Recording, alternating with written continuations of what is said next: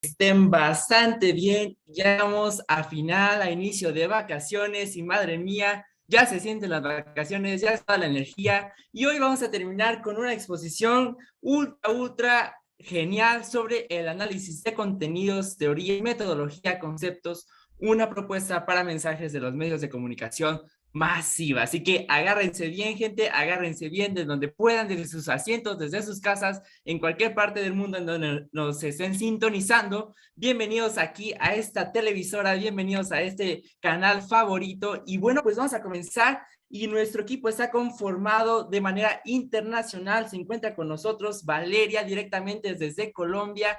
Recibamos un fuerte aplauso a Valeria, de igual manera a Frida que nos acompaña directamente desde Inglaterra y Avi que se encuentra directamente desde España, madre mía, España. Y bueno, pues nos estará acompañando de igual manera el famosísimo que acompaña directamente desde La Habana, Cuba, y yo que vengo de Puerto Rico, arriba Puerto Rico, gente, que soy su servidor. Así que vamos a comenzar con este mensaje, vamos a comenzar con esta exposición, así que iniciar.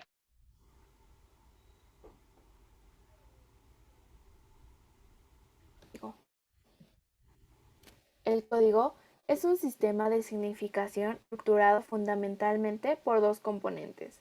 El primero, un conjunto de unidades o repertorio, y el segundo, un conjunto de reglas sobre los cuales emisores y receptores proyectan las operaciones de selección y combinación.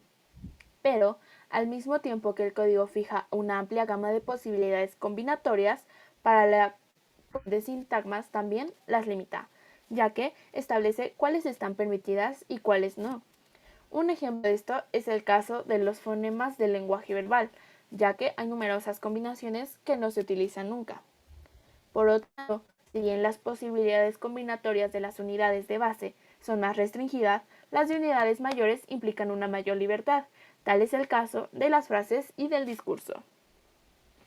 El receptor percibe que el enunciado, el mensaje, es una combinación de partes constitutivas, frases, palabras, fonemas, etc., seleccionados dentro del repertorio de todas las partes constitutivas posibles. El código. Los elementos de un contexto se encuentran en situaciones de contigüidad, mientras que en un grupo de sustitución de signos están ligados entre sí por diversos grados de similaridad que fluctúan entre la equivalencia de los sinónimos y el núcleo común de los antónimos. Jacobson, 1956, páginas 78-79. Tipos de código. La tipología de códigos pueden variar según los criterios de clasificación que se elijan previamente. Los sistemas de significación pueden clasificarse atendiendo a su univocidad o plurivocidad, lo que quiere decir que, en términos estructurales, se realiza gracias a una menor o mayor rigidez de la relación entre significantes y significado. Entonces, es posible hablar que en un extremo del aspecto de códigos o sistemas de significación donde tienden a predominar la univocidad y las relaciones entre significantes y significado. Un ejemplo de esto son los lenguajes propios de las ciencias naturales y abstracto formales, mientras que en el otro extremo encontramos un lenguaje donde predomina la plurivocidad, donde las relaciones entre significantes y significados son más elásticas, como los lenguajes propios de las artes y la poesía. Y justamente en medio, entre un extremo y el otro, se encuentran los lenguajes propios de la interacción cotidiana, donde con frecuencia los factores emocionales y subjetivos son los que se encuentran apropiados de este espacio de expresión. Para el estudio del discurso mediático es útil comenzar siempre por una clasificación de los códigos o sistemas de signos usados generalmente en los distintos medios. La prensa. 1. Utiliza un lenguaje verbal en su manifestación visual, el cual adquiere las siguientes expresiones. 1.1. Titulaciones. Se refiere a los títulos, antetítulos, subtítulos e intertítulos. 1.2. Texto. 1.2.1. El tipo, es decir, las fuentes utilizadas. 1.2.2. Tamaño. 2. Fotografía. 3. Color. 4. Diagramación, es decir, el volumen, la saturación y la vacuidad. 5. Infografías y diagramas. 6. Dibujos. 6.1. Caricaturas. 6.2. Viñetas. televisión. 1. Ocupa un lenguaje verbal, tanto en su expresión visual como en su versión oral. 2. Imágenes. 3. Movimiento. 4. Escenografía, que hace referencia hacia los objetos, luces, divisiones presentadas. 5. Luces. 6. Música. 7. Infografía. 8. Silencios. 9. Ausencias. Radio. 1. Lenguaje verbal en su expresión oral. 2. Efectos sonoros. 3. Música. 4. Los silencios. El cine. Ocupa el lenguaje verbal en su expresión sonora y visual. 2. Las imágenes. 3. Movimientos. 4. Música. 5. Efectos sonoros. 6. Silencios. 7. Ausencias. Aunque lo anterior se vea sumamente estructurado, es un recurso que se usa con el objetivo de que el analista tome conciencia gracias a su objetivización del conjunto de elementos significantes, ya que muchas veces a consecuencia de que esto se repite mucho, se da por hecho y casi no se reflexiona sobre este, por lo cual darle una mirada crítica y analítica permite que el analista tenga una segunda reflexión para percibirlo como una totalidad comunicativa poderosa. Del texto a la imagen y de la imagen al texto. El discurso fotográfico.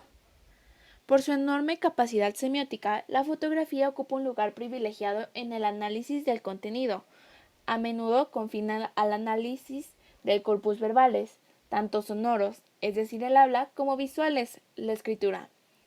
El análisis de los contenidos que vincula la fotografía se debate constantemente entre una paradoja de este tipo de discurso, ya que por un lado se le considera como dotado de una capacidad de referencia excepcional, lo que lo convierte automáticamente en un documento de prueba definitiva de lo real, y por el otro lo convierte en un objeto polisémico, es decir, que es capaz de generar múltiples interpretaciones. De acuerdo a que se pueden generar múltiples interpretaciones, aquí va algo que unos autores han dicho. Sabemos que a través de la escenificación, trucos ópticos, emulsión, solarización y cuestiones semejantes, alguien pudo haber producido la imagen de algo que nunca existió, no había existido y no existirá jamás. Una fotografía puede mentir. Umberto Eco, 1984, página 223. La fotografía es una construcción autónoma, un sistema de signos, y a ese título su poder de fascinación y seducción implica un esfuerzo de descodificación, de desciframiento necesario para reinstalar en la obra el proceso de representación. Karani, 1999, página 9. Es necesario que el analista se dote de instrumentos teóricos y conceptuales que le permitan una lectura e interpretación de la fotografía que sea coherente, exhaustivo y eficiente, por lo cual Finol y Finol han establecido 8 niveles de análisis del corpus fotográfico, en los cuales denominan técnico, que se hace referencia al color, textura, fondo, direccionalidad, encuadre, tamaño y profundidad del campo; al morfológico, estructuras actoriales, temporales, espaciales y de acción; sintáctico, secuencial, histórico, tecnológico, referencial e intertextual. Imagen y escritura. En esta se relacionan dos códigos visuales, la imagen y la escritura, por lo cual se establece una relación donde, siguiendo las observaciones de Barthes, el texto actúa de dos formas. En la primera, como un ancla que fija el sentido particular de una fotografía o un dibujo que por su propia naturaleza ofrece una cadena flotante de significados, ya que propone múltiples posibilidades al lector, y en otras ocasiones el texto actúa como un relevo de la imagen, es decir, que simplemente repite los significados que la imagen propia ya representa. Yo les voy a hablar de la interpretación, de descifrar, descodificar y explicar. El análisis e interpretación de textos es una tarea difícil porque se trata de objetos sometidos a las tensiones propias de las distintas significaciones, cambiantes y contingentes que los atraviesan. Algunos filósofos, sociólogos, semióticos y demás han intentado descifrar técnicas que permitan interpretaciones coherentes y eficientes. Por ejemplo, San Agustín relacionaba la interpretación con una experiencia de verdad. Se trataba de interpretar la Biblia, entonces la verdad de la interpretación se deriva de su congruencia con la intención del autor. Después, Spinoza señala 3 reglas: la filológica, que es conocer la lengua usada en la escritura del texto; la lógica, que es distinguir entre sentido literal y sentido metafórico; y la histórica, que es tomar en cuenta el contexto situacional y actorial. Para Spinoza, el fin de la interpretación es prestarle el mejor pensamiento posible en función de lo que el autor dice. Después, Freud distingue entre contenidos manifiestos y contenidos latentes. Su interpretación se desdobla en la búsqueda de un sentido estricto, fundado sobre la técnica de las asociaciones libres, de un sentido lato, y fundado sobre la búsqueda de sentidos más allá de los sueños y de sus recurrencias, lo que permite abordar fenómenos artísticos y culturales. Y por último, Rastier señala 3 concepciones de interpretación: sintáctica, semántica y retórica hermenéutica. Esta concepción supone 4 factores: un sujeto interpretante situado, una práctica social, una acción y una temporalidad. Sin embargo, ignora el espacio y los actores. Posteriormente explicaré qué significa descifrar, descodificar y explicar. Descifrar es declarar lo que está escrito en cifra o en caracteres desconocidos, sirviéndose de clave dispuesta para ellos o sin clave por conjeturas y reglas críticas. Descodificar es aplicar inversamente la regla de su código a un mensaje codificado para obtener la forma primitiva de este. Y finalmente, explicar es declarar o exponer cualquier materia, doctrina o texto difícil con palabras muy claras para hacerlos más perceptibles. Estas 3 operaciones semióticas forman parte de interpretar, algo que hacemos desde el momento de nuestra concepción hasta el momento de nuestra muerte, tanto cuando hablamos como cuando comemos o dormimos. La hermenéutica explica o interpreta. Rocker opone la explicación que es propia del análisis estructural a la interpretación que es propia de la hermenéutica. Luego, apoyándose en Aristóteles y Peirce, afirma que la interpretación comienza en el momento en que los signos, gracias al proceso de referencialidad, mediatizan la relación con el mundo. Esta visión es útil para el analista de contenidos, ya que establece una ruta que va de lo explicativo estructural a lo interpretativo, una ruta en la que es necesario contar con los instrumentos conceptuales para cortar la distancia cultural entre la producción, la circulación, los contextos y los contextos, la recepción, la explicación y finalmente la interpretación. Los especialistas en subvertir los significados que los códigos imponen son los artistas, ya que en cierto modo el arte fecunda y extiende los límites de las significaciones de un texto. Esto es lo que caracteriza el discurso artístico, y en este tipo de discurso las figuras retóricas adquieren una particular pertenencia. ¿Es posible una interpretación ilimitada? Nietzsche insiste sobre la necesidad de las 1000 miradas para poder ver las cosas tal y como son, lo que lo acerca a una teoría de la significación en las artes. También reconoce que es posible evaluar las interpretaciones y jerarquizarlas, lo que en cierto modo reconoce la mayor eficiencia y pertenencia de unas miradas sobre otras. El filósofo alemán abre paso a lo que la teoría semiótica contemporánea reconoce como una meta viable: establecer gracias a métodos cualitativos y cuantitativos la interpretación más viable en un corpus determinado. Una meta que es posible gracias a conceptos como isotopía o, como Bandai llama, tópicos. A veces se intenta justificar el concepto de interpretación ilimitada apoyándose del concepto de semiosis ilimitada propuesto por Peirce.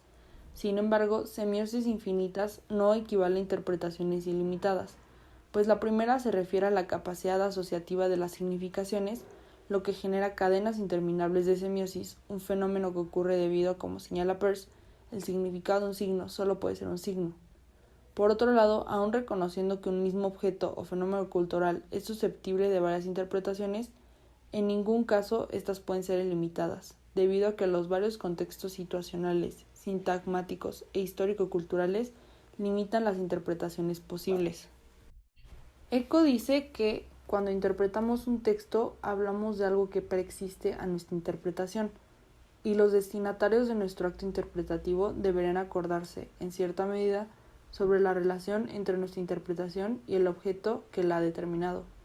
Es decir, que si nos comunicamos, entonces esencialmente la interpretación opera, pues sin esta la comunicación no es posible. Por último, hablaré de la subjetividad y objetividad en el análisis de contenido. La interpretación es siempre un proceso subjetivo, en el que cada cual ve lo que le interesa o le conviene.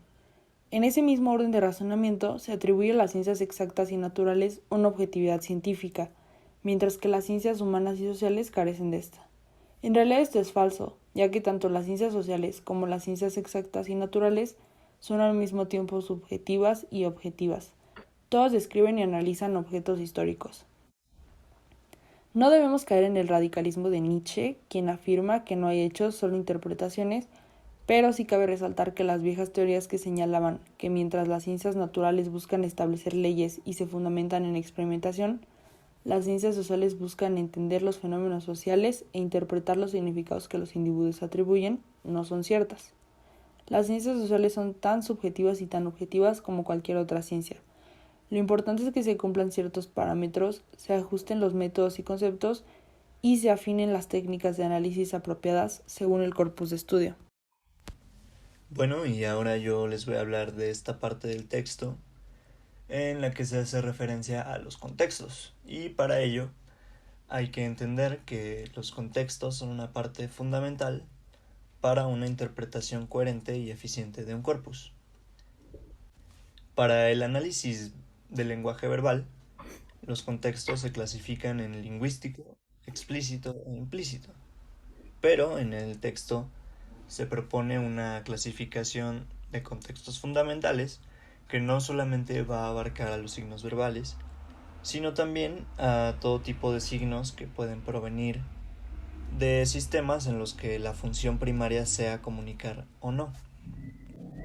La primera de estas grandes categorías es a la que se refiere propiamente como los contextos de los signos, la cual a su vez se subdivide en 4 ramas.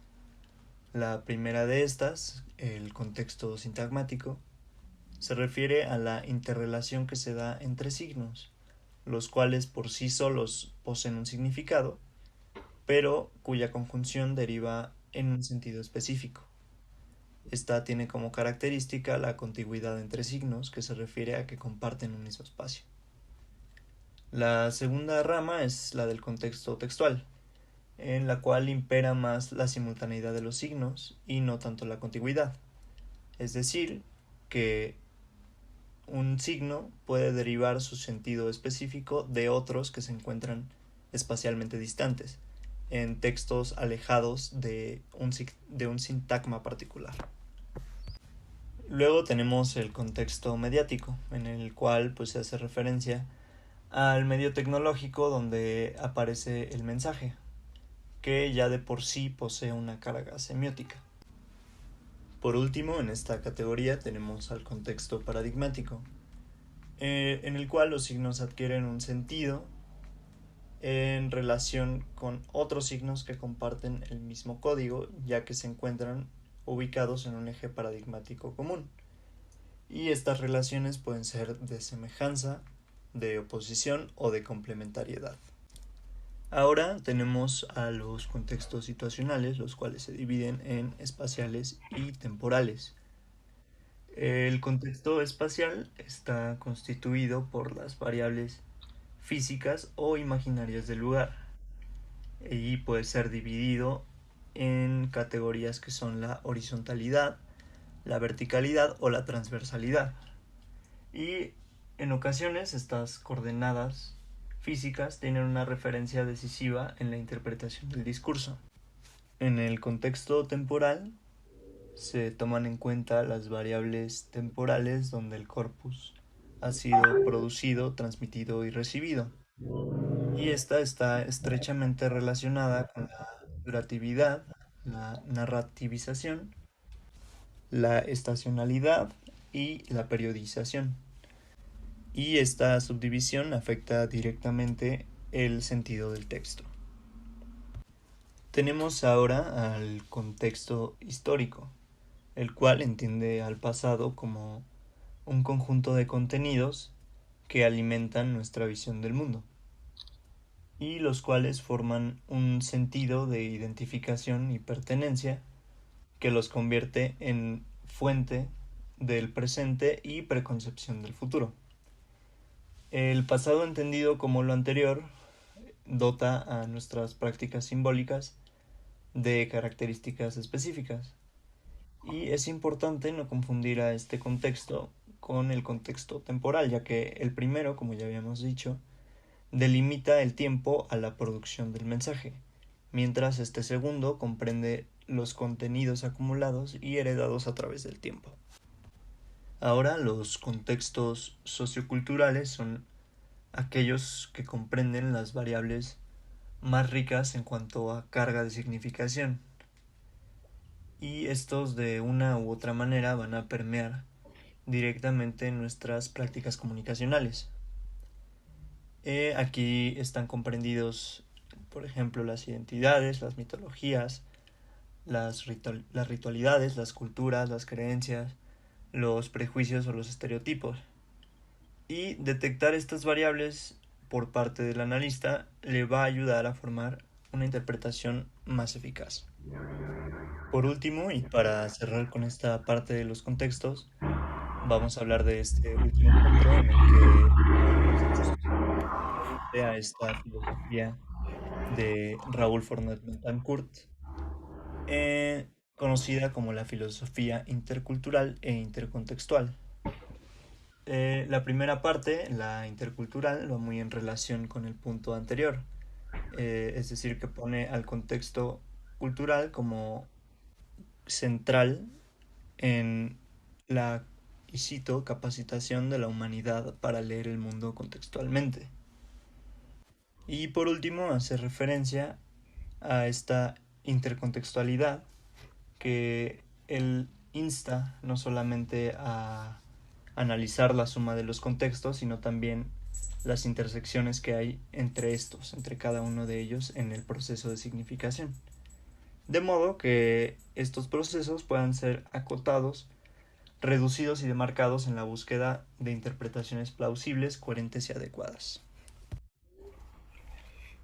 Hola, ¿qué tal, compañeros? ¿Cómo están? Espero que estén bastante bien. Y bueno, pues yo en esta mañana con ustedes directamente desde mi casita a sus televisoras, en cualquier lugar donde se encuentren, sean bienvenidos a este momento esperado, que ya estamos aquí, ya hemos llegado como tal el equipo más cool, el equipo más facherito, y hoy yo les vengo a hablar sobre la hoja de ruta. Pero a ver, primero, ¿qué es la hoja de ruta? Pues fíjate que te cuento que te digo que la hoja de ruta, es una herramienta eficiente de marketing que nos ayudará a planificar de manera organizada las próximas acciones de nuestra empresa. En este caso, pues nadie de nosotros tenemos una empresa, ¿verdad? No vamos a formar una empresa, sino que es una investigación, es un corpus. Entonces, esta hoja de ruta nos va a ayudar para estar estructurados y estar organizados en los pasos a seguir en la elaboración de nuestro corpus. Así que vamos para el otro lado, en donde está la determinación e identificación. Hay muchos pasos, pero decidí ponerlos como que los más esenciales o los puntos más esenciales que deberíamos de seguir para hacer nuestra hoja de ruta. Debemos determinar qué textos vamos a analizar y utilizar conforme a lo que deseamos o va de acuerdo general seleccionado. Esos textos pueden ser visuales, escritos y de muchas otras formas. Entonces vamos a estar aquí en este paso de estar buscando, de estar investigando en modo investigador, y cuando ya los analicemos debemos de recordar que existen diversos tipos de textos.